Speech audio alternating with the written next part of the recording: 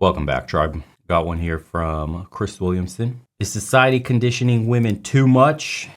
Quote that I found from Steve Stewart Williams, guy that wrote The Ape Who Understood the Universe, one of my favorite books. And he said, consider the claim that society encourages males to be aggressive. This is probably true in some ways. We do sometimes give boys the message that they ought to be tough and not cry. Overall, though, we spend a lot more time discouraging male aggression than female. Why? Because males are more aggressive. Or consider the claim that we tell girls to be quiet and passive. Again, we probably do this sometimes. More often, though, we tell boys to be quiet and passive. Why? For the same reason, boys are louder and more disruptive. Yeah, that's true. Very interesting. I think it's, but I think what's happening now is we try to, the more you try to do something that's going to help young women, like, I think everyone's trying to be very careful with their language and careful with how they approach these issues because they know that women don't really like that direct discipline the same amount that boys and men do.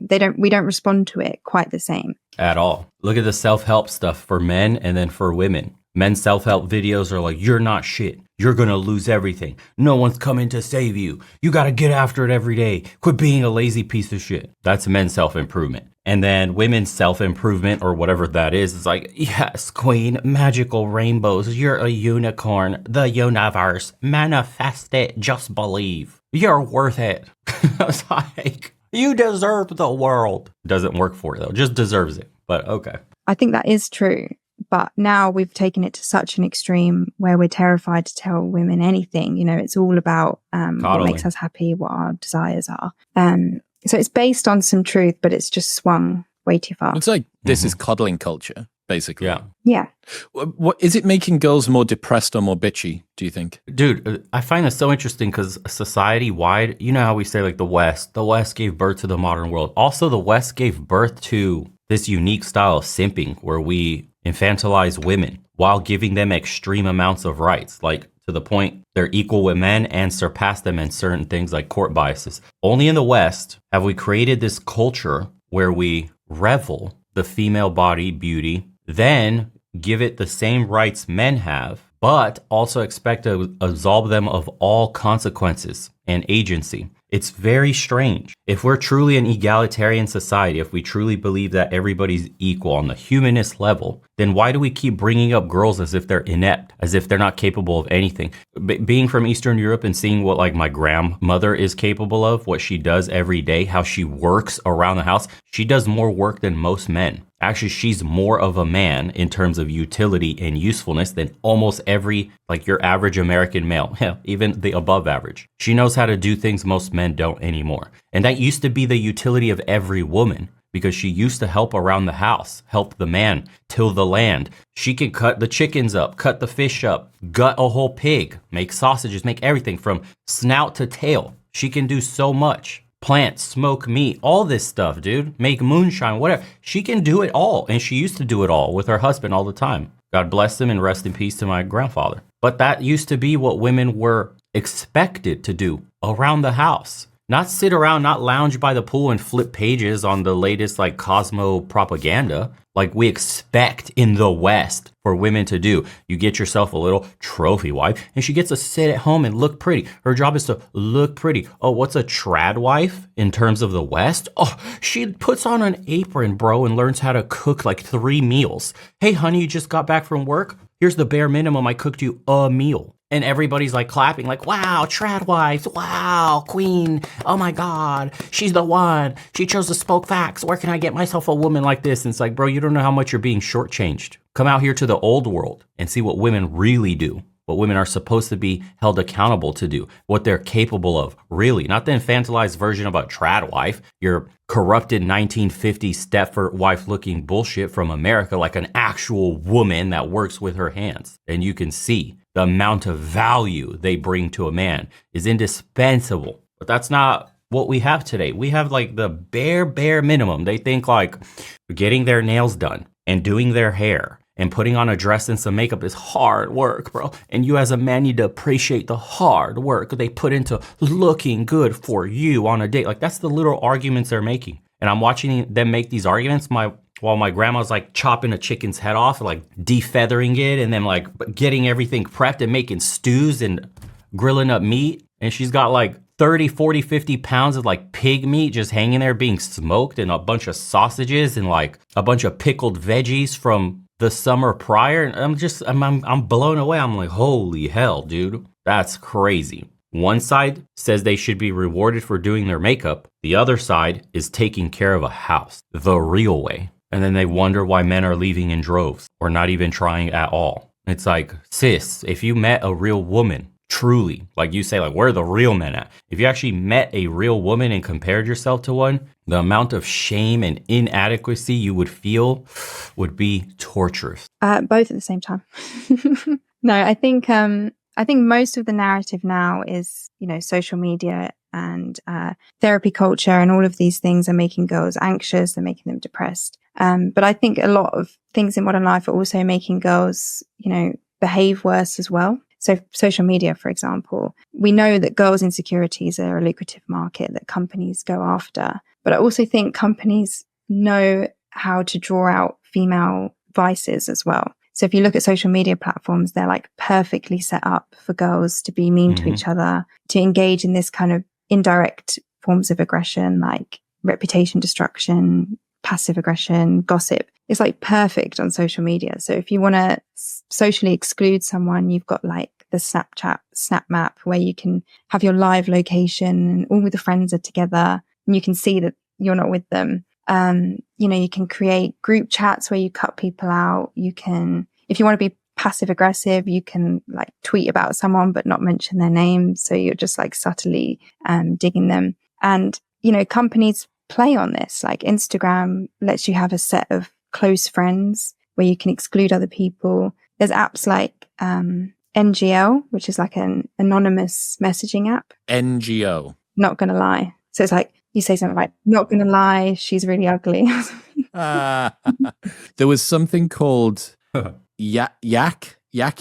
Oh yeah, is that a similar thing? Yeah, that was basically the same. So it was geolocated anonymous posting. And this was for a couple of years in club promo. This was fucking fire because it meant that we could all talk shit about every other promoter from town and know that everyone in town that was using Yak or whatever would see it, but that no one could say who it came from because by design it was anonymous. It was so funny. Did you have Ask FM? Was that when you were younger? No, what was Ask FM? Oh, so that was like brutal. That was, again, it's like anonymous messaging app where you can just, like, people would just use it to rate other people. So you'd be like, can you give this girl a rating on like looks, personality? It's absolutely brutal. But yeah, companies are doing that because they know adolescents, teenagers, especially girls, can be absolutely brutal to each other in that way.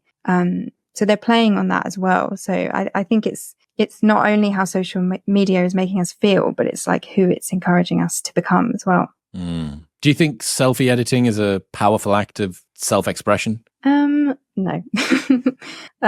Yeah, so that was Facetune, wasn't it? So it's so weird how that has changed. I mean, bro, I remember I went out on a date with a chick that I swear was like a 10 out of 10. There's no such thing, but for me, so like jet black hair, blue eyes, killer body, face looked like a doll, and just blew me away. Met her for the date, and that damn Facetune, man. I couldn't believe, dropped down immediately to a 6, maybe 7 if she did her makeup on a good day. 7. From an absolute smoke show, like, oh my God, God tier genetics, to like, there's all the wrinkles, there's all the fine lines, there's the age setting in. Your skin is not porcelain clear. You look like a different person. The cheekbones were slightly adjusted. The eyes, the size was like slightly adjusted. Everything on the face was tuned. So that by the time you met this person, you're like, what in the world? Dude, never been so disappointed in my life. I got really hyped for that one. And I could only imagine today.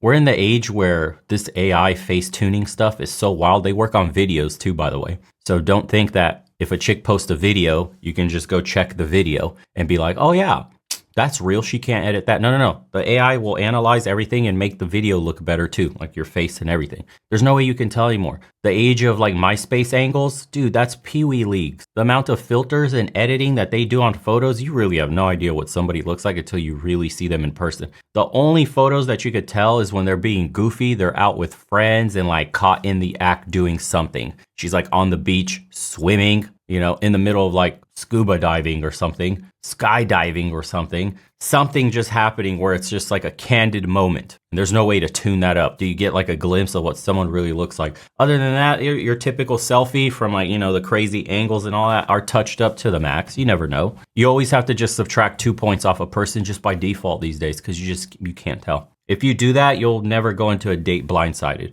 Just subtract 2 points right away. If that chick's like, wow, a 7 to you, she's just going to automatically be a 5, like in real life. You just have to. And then you'll get the pleasant surprise of, wow, sometimes you meet chicks that look way better in person than they do in their pictures. And that's a pleasant surprise. Rare, but it happens. I remember when I was younger, people used to kind of disguise the fact they were editing their photos. It was like a shameful thing. But now it's kind of spun to something to be proud of. It's like self-expression. It's just like putting on makeup. And the companies, I don't know what came first, but now the companies are jumping on that, saying, you know, selfie editing is empowering and it's about self-love. It's like about being proud of who you are and enhancing that. Like they use all kinds of language to spin it. I think it was Khloe Kardashian said like Facetune is life-changing. She also face-tuned her newborn baby as well.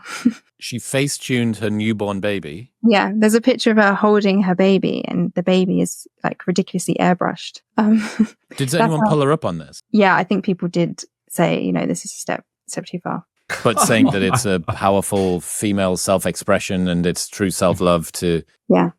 What's happening? Talk me through what's happening with self-image, body image, girls' sort of perspectives and perceptions of how they should look physically, facially, all the rest of it. Well, it's interesting because we seem to be the generation that's been inundated with this kind of message of self-love and body positivity. It's like it's everywhere, but we're the generation who seem to be struggling with it the most. So we've got record rates of cosmetic surgeries among Gen Z. So things like lip fillers, liposuction, boob jobs, all going up for Gen Z, and the clients getting younger and younger. So you're getting kind of teenagers. Yeah, Gen Z looks older than millennials. Like there's a weird trend going on in social media, like videos going viral of why Gen Z looks so much older than millennials or why millennials look so young. And dude, just fire up a dating app. The amount of lip injections, like fat restoration and all this other crazy shit they're doing. I don't even know half the surgeries that they're doing, but they look like visibly look way older than they should. It's kind of disgusting. I won't even get into the body modifications like BBLs, but the amount of surgery that young people are having today, young women, I should be very specific on that one. The amount of young women that partake in surgeries today is absolutely astounding. There's an actual look in Eastern Europe. It's like this Eastern European like duck lip doll look. They do something to their skin. They do something to their nose. Their nose like gets like really sharp, but like it comes up a little bit. And so they'll have like this little like this look with the duck lips. And then they do something else where like the little cheek implants or whatever the hell they do. Bro, it's very prevalent here. It's kind of gross to see it. It's a huge turnoff. But it's not in older women. That's what's crazy. It's in young women. They'll be like 20 years old, 21, 22, just already fully done up on makeup, bro. Wild. Or surgery, excuse me. It's insane. That just speaks to society in general, where corporations, companies, all these surgeons, everybody in the cosmetic industry is making a killing on making young women who are in their prime feel like they're not enough and profiting off of them. Cosmetic surgery used to be something old women did. Old women to try to turn back the clock. The cosmetic industry somehow changed that into young women need it standard. If you don't have your cheeks done, lips done, you're living below your potential. You're ugly. The chick is 20, in her prime, drop dead gorgeous naturally. Every man would look at her and say, you are drop dead gorgeous naturally. Messes up her face with a ton of surgery because the cosmetic industry convinced her of such, because she was told she'd be worthless, because she'd be nothing, because she's ugly without it, because the only way to get a man is to have that stuff. That's how they market to women and make them insecure, which is very easy to do because of how emotional they are and how much they follow the herd mentality and want to, follow the group think and be included in the group. You know, it's just a biological imperative. And so they play on that and make a ton of money. Crazy, dude. So Botox is banned in England. Teenagers are traveling to Wales to get Botox to prevent aging. So you've got these like record rates of cosmetic surgery, record rates of body dysmorphia, eating disorders, facial dysmorphia. So things like young women going to plastic surgeons asking to look like the Snapchat filter version of themselves. Whereas before they'd come in with like a picture of a celebrity. Now it's them with a filter. So despite being so loud about, you know, self-love and self-acceptance and having that kind of shoved down our throats, the opposite seems to be happening. That's so interesting. Yeah. And I mean, I would put that down to social media because, you know, I don't think older generations quite realize how often Gen Z, especially Gen Z women, are looking at their faces because of their phone and because of TikTok and Instagram. Oh, it's like having a mirror with you everywhere that you go. Yeah. And it's, you know, it's also, you're seeing a distorted version of yourself through filters and through your camera. So when you're looking in the mirror or someone takes a photo of you, it's very different to that camera image that you're so accustomed to. With the right angle that you know, with the right lighting that you know, with the filter that you like. So it's just... By the way, your face changes. For people that don't know this, I have a professional camera. Bought it because when I start traveling, I'm going to be shooting some really cool stuff. Look, like, I'm not kidding when I say I got a really nice camera. Peep that. The lens matters. The lens on your phone distorts your face. That's not what your face looks like in real life, believe it or not. Depending on the millimeter, the focal length, your face can either scrunch up, get taller, or get wider. You know, think of the fisheye lenses when you look at those action cams, just like one of these, literally. When you see these little action cams, your face does not look like what this shows. It's a huge, ultra wide angle lens and you look distorted. That's why you can see, like, when you look, if you look behind somebody or whatever, there's straight lines, they're bowed. They're bowed out because the lens, it does that to your face without noticing. Small enough differences though, that because we're really good at telling faces apart and minute changes in faces, that when you look at a picture from a lens, dude, you could look ugly in that lens. It could be the angle and the focal length that's changing the aspect of your face, which is making you either more attractive or less attractive. And that's why when you take professional photography or get photographs of you, with a professional, you know, setup like that, the pictures come out looking amazing because that's more in line with they're using the eye's natural focal length. So you come out in those pictures scaled like perfectly 1-to-1 most of the time. So that's what you actually look like in person. But yeah, that's another thing they don't teach people. That's crazy. Dysmorphia. It's like but it's selfie dysmorphia. Yeah. Yeah. It's not. It's.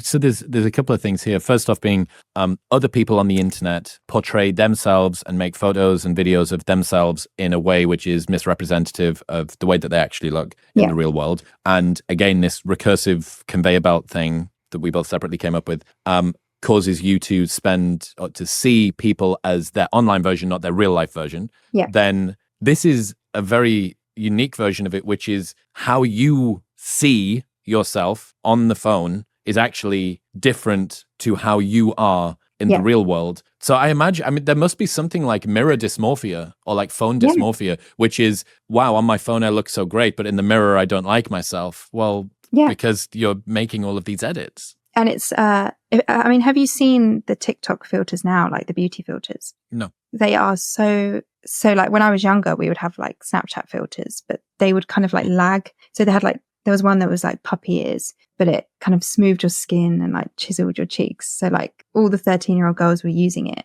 But if you moved, it would like lag. So it was obvious you're wearing a filter. But now, like, there's... What, the puppy ears weren't enough of a giveaway? Okay. Well, what people would do is... not the puppy ears one.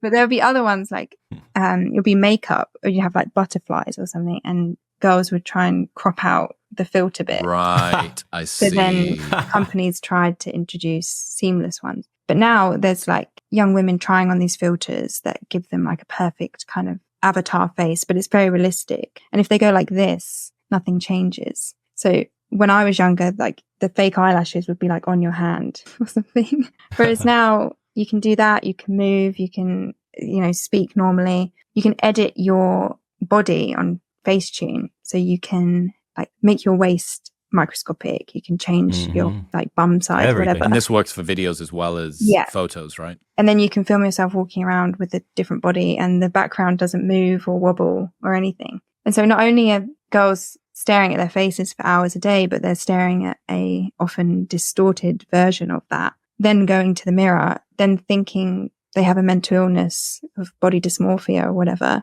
And it's like anyone would have dysmorphia because you're not supposed to be staring at your face for this long. Yeah, comparison is the thief of joy, especially when you're looking at what you perceive as the perfect version of yourself every single day for every single minute. And then you only post said perfect version on the things you care about, like your profile on social media. So you hide your real self, walking out into the world with a mask on already. You have a digital mask on already. God forbid people see you and take a picture with you in public and they post the picture and it's not edited because you're going to absolutely have a mental breakdown. It's social media, like I said, is the equivalent of porn for men. It's so destructive to women. And I don't think society has actually caught on to just how bad it is for a young woman's mental health. I mean, the amount of time that they spend on average on social media, the amount of modifications and the amount of modifications they do just to fit into the image, to the whatever monthly trend, to whatever's going viral, you know, the next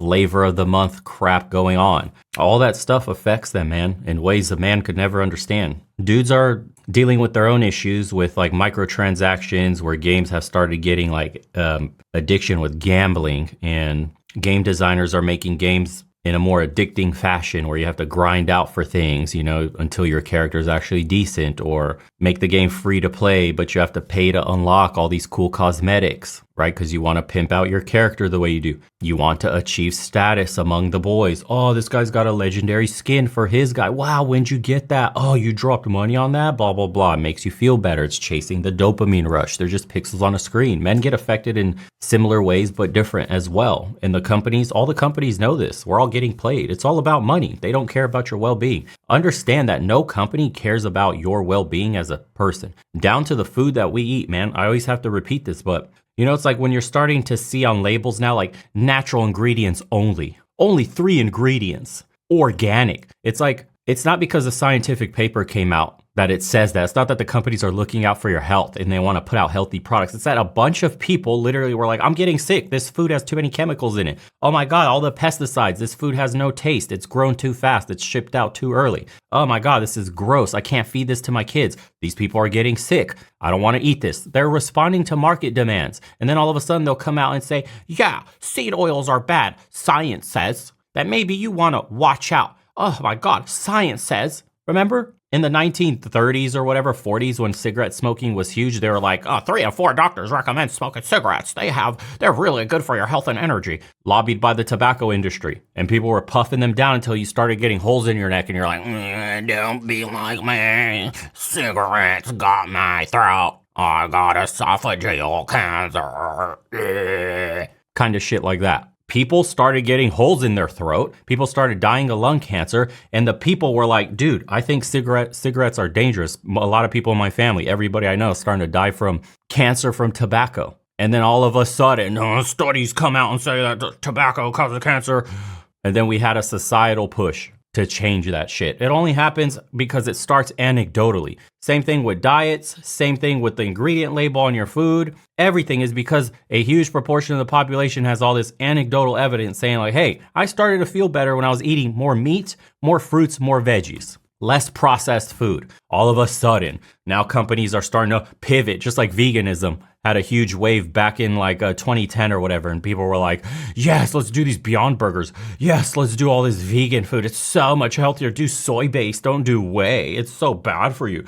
And then all the companies started switching, like all of a sudden all these soy-based protein powders and all these like vegan burgers and all this shit started coming out, and companies started pushing them out like, yeah, it's super healthy for you, while their margins were exploding and they're making money. They don't give a shit, man. Nobody cares. You have to understand, the world is against you. Literally, the government is against you. They want your autonomy and your rights, and the corporations are after you because they want every single dollar in your pocket down to the last penny. That's how you have to move in the world today. The government and corporations are your enemy. They're not your friends. They're only as useful as the utility they provide. That's it. And that's how you should see them. Don't trust these people. Nobody. Don't trust any company and don't trust any government. The faster people start to learn this, the better off we'll be as a society, man. Until then, watch. More and more girls are going to get absolute depression, self-delete themselves.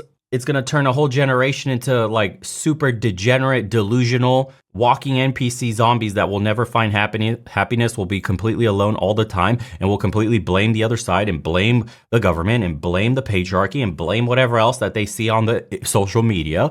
And they'll be walking into cosmetic clinics to do all their surgery to feel better about themselves. They'll buy all the worst food that makes them feel good temporarily and then shit after. And then they have to repeat the process of buying more shit food. And they'll indulge in shitty activities like giving their body out for free to anyone and everyone because it feels good in the moment. And then they feel like shit afterwards. So they repeat this cycle. Feel good temporarily, feel shit for a long time. Feel good temporarily, feels like shit a long time. Flip it back on the men, same shit. You get your little rush for getting your nuke in Call of Duty, then you feel like shit the rest of the time because that high is gone. And you're not doing anything else physical with yourself. You're just rotting away, dude. The male specimen, your physicality, the best thing you have is seeing your potential in this world, rots away on a gaming chair. And that's how they got you. They've infiltrated your mind and your body. And you've become a slave to this. While thinking you're free and you're stepping away from society by being in your room playing games and shit. Just like women think they're stepping aside the patriarchy by use sexual empowerment and giving their bodies up. It's the same shit, dude. We're all being played. Nobody sees it though. One side thinks they're right on both sides and they keep suffering. If that's the case, then one side would be doing infinitely better than the other, right? Because they're right. Their argument is sound. It's not though. Everybody is going down just like this. I don't know. I'll keep sounding the bells until more and more people realize, though. We'll see you guys on the next one. Let me know what your thoughts are on that. Take it easy, boys. Enjoy the weekend. Watch some fights. Get out there. Touch some grass or snow. I know the weather sucks for a bunch of us. Who cares? Walk. Use those feet. Get that blood pumping. Those hormones going. Get out of the house, dude. The box you sleep in. Shouldn't be spending all day in there. Take care, guys.